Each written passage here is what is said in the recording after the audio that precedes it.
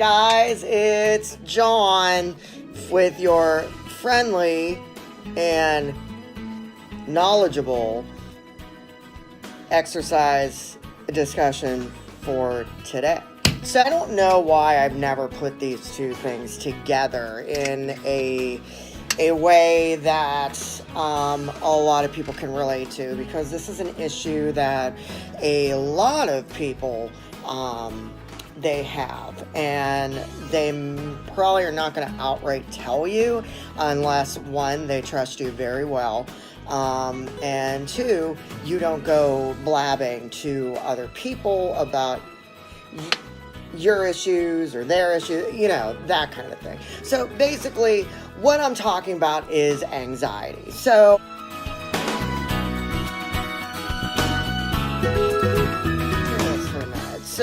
there is nothing better feeling wise than hitting the gym. You're getting healthy, you're meeting your goals, you're making some new ones, you're setting PRs, and you're crushing them, right? Okay. Although that's going to be the case for a lot of us, for some people, that's the absolute opposite of what they're experiencing. Why? Because a lot of people fear the gym. Let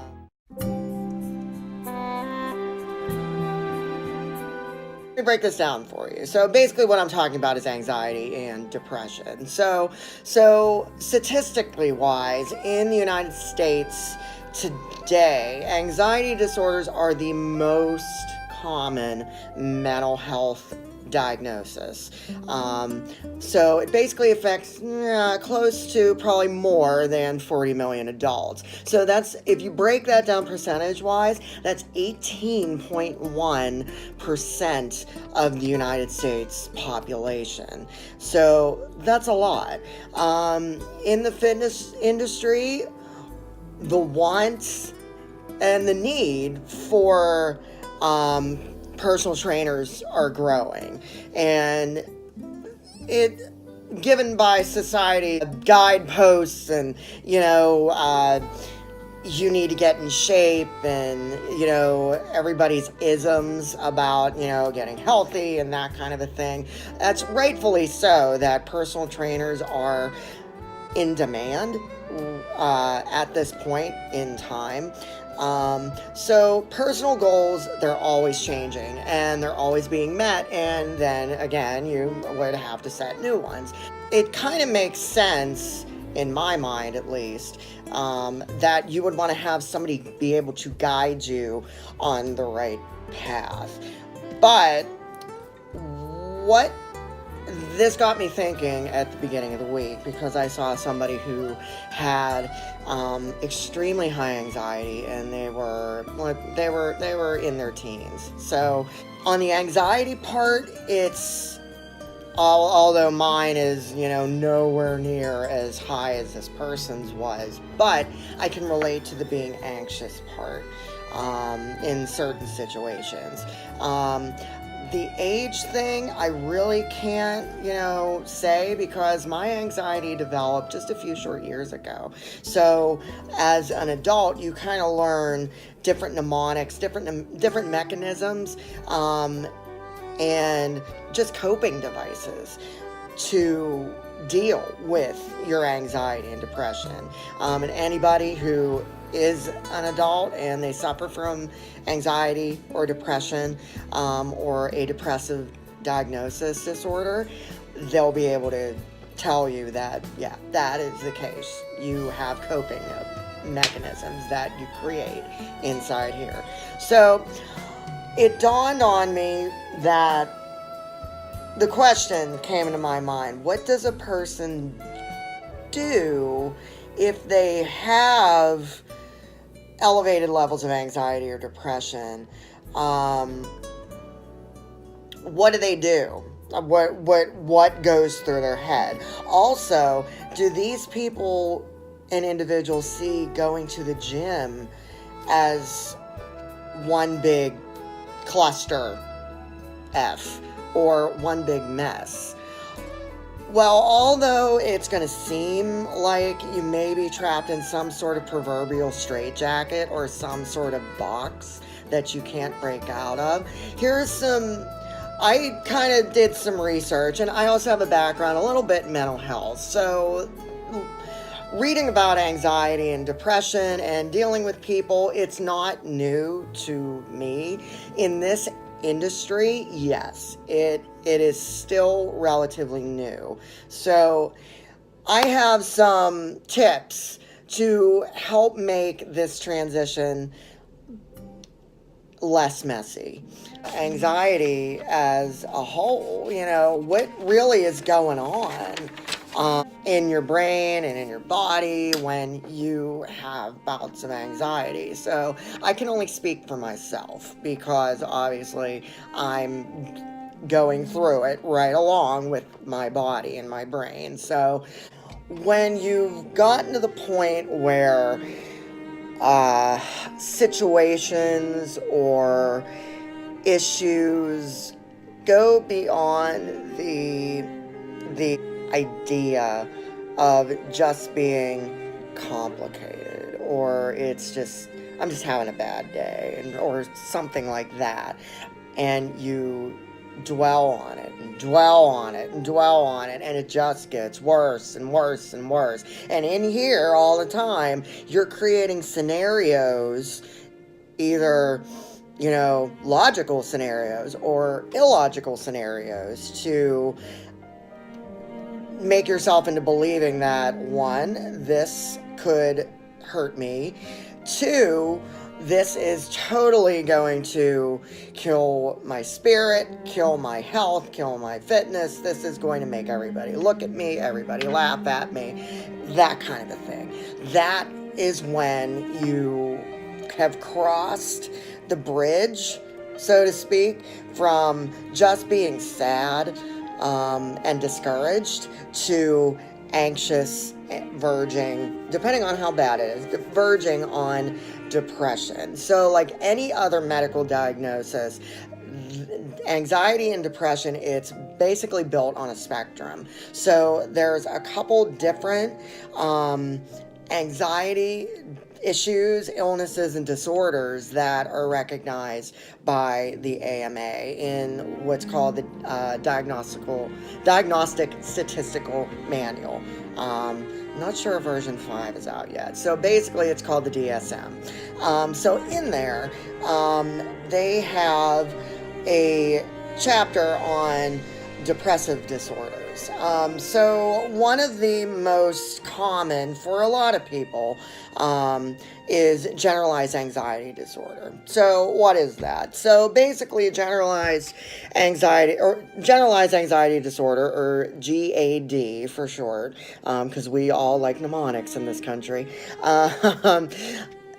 Generalized anxiety disorder is just basically your level of being upset is kind of heightened just a little bit, but you're obviously not on the verge of becoming a recluse and popping pills and things like that. There are other ways of therapy that can help you combat this anxiety and or depression. One way is, what's that?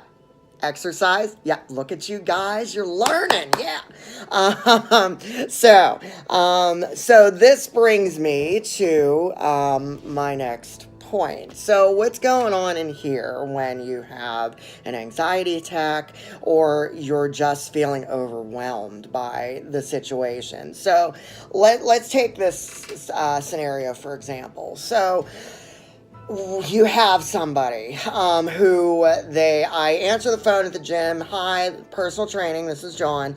How can I help you? So I want to come in, sit down with you, have a consult, maybe go through an evaluation. I have fitness goals, but I also have a high level of anxiety, and it's taken me a couple weeks to actually just pick up the phone and make this call. Okay, so let's set an appointment and I'll see you then. Okay, so just a scenario. So the day comes and the time comes when I'm supposed to meet with this person. So they are sitting out in the parking lot in their car. And they've been sitting there for about 45 minutes, trying to reach deep down in them and find the nerve to walk inside. Just walk inside. And for a lot of people, this is reality. So what's going on in your brain? A lot of people have said that anxiety, it just sucks all the energy out of you. So when you're having an anxiety attack or you're overcome with bouts of depression or anxiety, your brain ups your cortisol levels. So cortisol basically is a hormone in our brains that controls stress.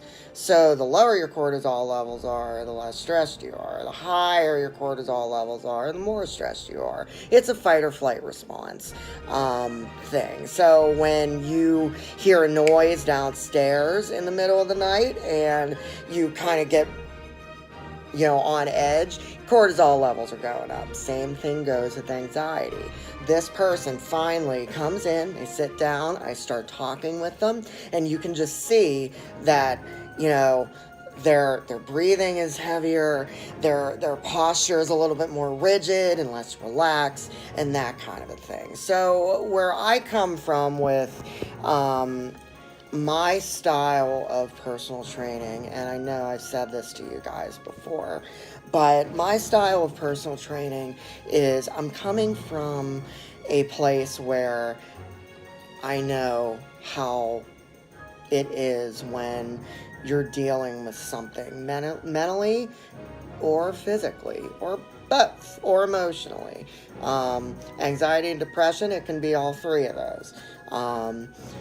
But I always come from a place of, if they need to let something out, I let them, because it's the cleanse for them. They need this. So if there's a story that is attached to whatever I'm asking them, if they want to share, I let them share, because it's going to be more cathartic for them, and more healing for them, and it's gonna do me a lot of good, because I know where they're coming from and I know how to set their program from the get-go. So anyway, your cortisol levels when you have anxiety goes up.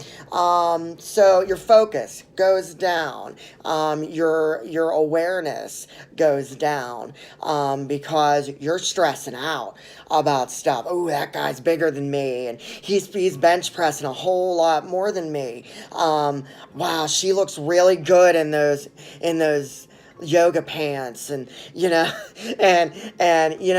I want my arms to get like his, and that kind of a thing. This is what goes through people's minds all the time at the gym, whether or not they want to recognize it. So your immune system response when you have an anxiety attack, it also goes down.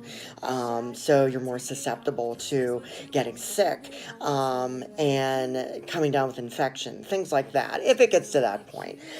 So what does exercise do? Well, it basically reverses all of that. So if you remain inactive, your body is going to start misfiring, miscalculating. It's going to cause anxiety to skyrocket and turn into something more, like a major depressive diagnosis, or oh Lord, the possibilities are overwhelming. So when your anxiety skyrockets, it's basically more than just feeling blue, So anxiety disorders, like I said before, it's going to physically impact your health. So whether it's an increase in aches, pains, joint issues, lower back issues, things like that, it can really manifest itself and grow in some very, very ugly ways. We as PTs, we always need to remind our clients that physical activity, whether or not you have anxiety or not, physical activity is going to regulate your immune response, and it's going to balance your hormones a lot better. So you're going to feel a lot better and a lot more like yourself. So by effectively having us, the trainer, implementing anxiety management practices into your fitness regime, things like yoga stretching, yoga poses, Pilates, mind and body, meditation, things like that. Something where you can just sit and clear your head and it doesn't even have to be that long. It can be 30 seconds, it can be 30 minutes. It's totally up to you. The most important thing is you need to find a place within yourself to be quiet and really look in here, because this is really what it's all about, your heart. You want your heart and your brain to communicate well together. When these two are in sync, your anxiety goes down and your confidence, hopefully, is going to rise, as well as your feel-good hormones, your endorphins, and your cortisol is going to go down. So there's also things that other personal trainers have used for people who are absolutely deathly scared of walking into a gym. There's mobile apps now, and Skype workouts, things like that. So the technology that we have at our fingertips, it's overwhelming, but it's overwhelmingly awesome, because it's still letting you get to a place where you are meeting your goals. Maybe you're not in a gym, but you don't always need to be in a gym working out amongst other people. So anyway, key exercises that are going to help your anxiety, rather than just picking up heavy stuff, throwing it down, and doing it again and again. Things like cycling. So when I got certified as a spinning instructor, about 6-7 years ago,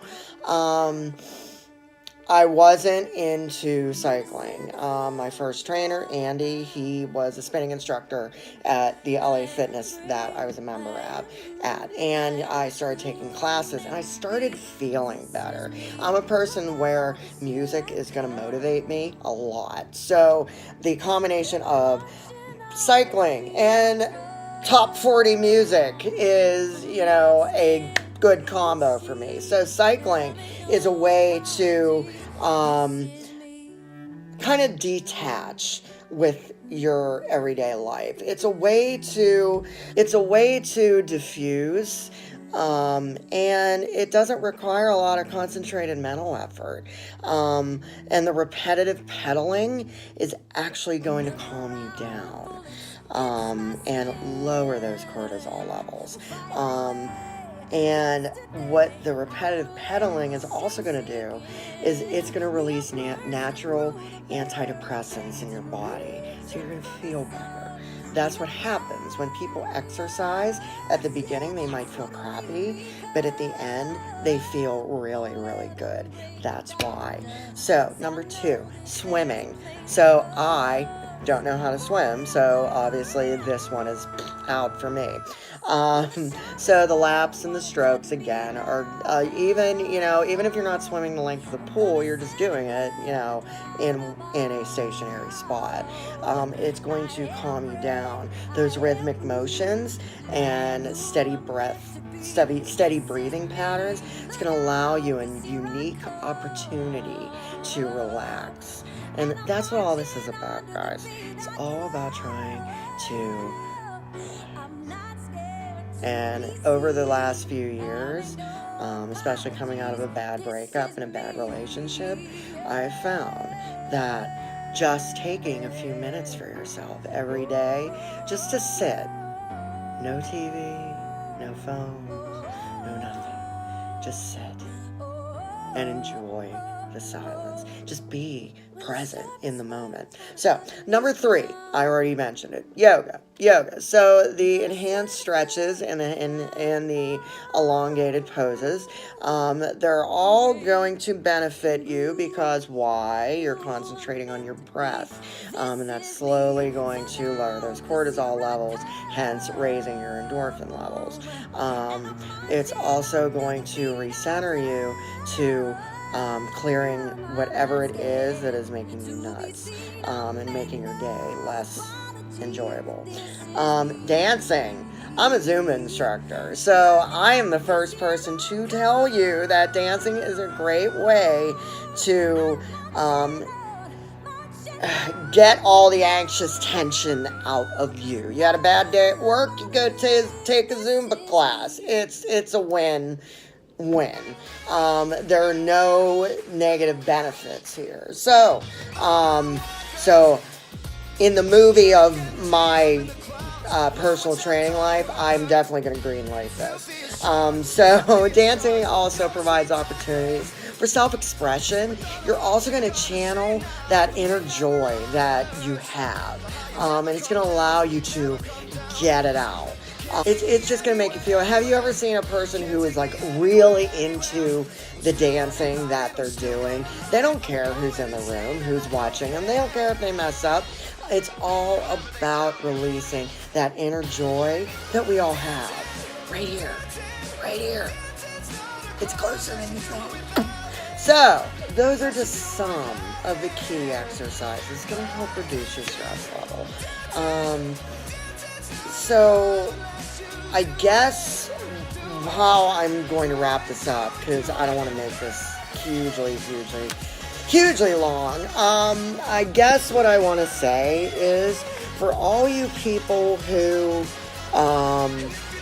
are thinking about starting at the gym, thinking about going back after a long hiatus, it's really, and I know I'm just, this isn't really going to make it better because I physically can't take you and bring you to the gym, but 95% of your fears are all in your head. I get it, because even though I've been working in this industry for 2-3 years, I still have it as a trainer. We are some of the best actors when it comes to dealing with anxiety. That's the reason we got into the fitness industry. At least for me, at the beginning, it was more of an ego thing. And then obviously it turned into something more. But as long as you kind of, squash those negative thoughts that you're having and just get in there and do it, because we're all at the gym for the same reason. We're just on different levels.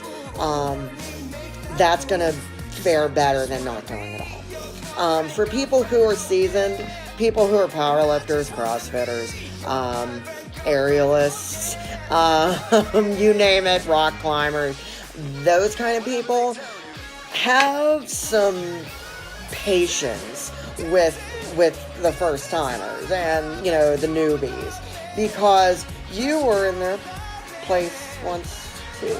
It's just now you have a lot more experience. And if we can all kind of have patience with each other, it's going to make the workouts better. It's going to make them more fun. And also, more seasoned people, if you see somebody doing something wrong, instead of, thinking in your head, well, they're doing that wrong, go over and help them. Be that person, like, hey, I remember when I looked like an ass doing that. We're all in this together. So, I'm just going to wrap this up by saying we all need a good mentor, especially when it comes to goal setting of any kind.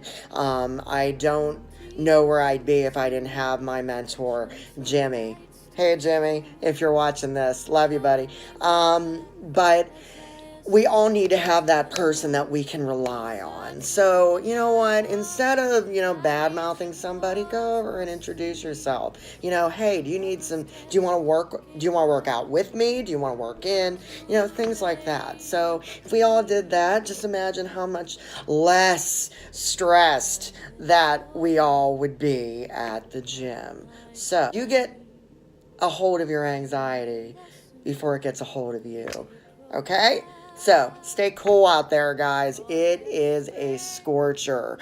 I will be back later. I have some other news about some developments in a new project that I have. So, I will talk to you guys later. Mwah! Love you.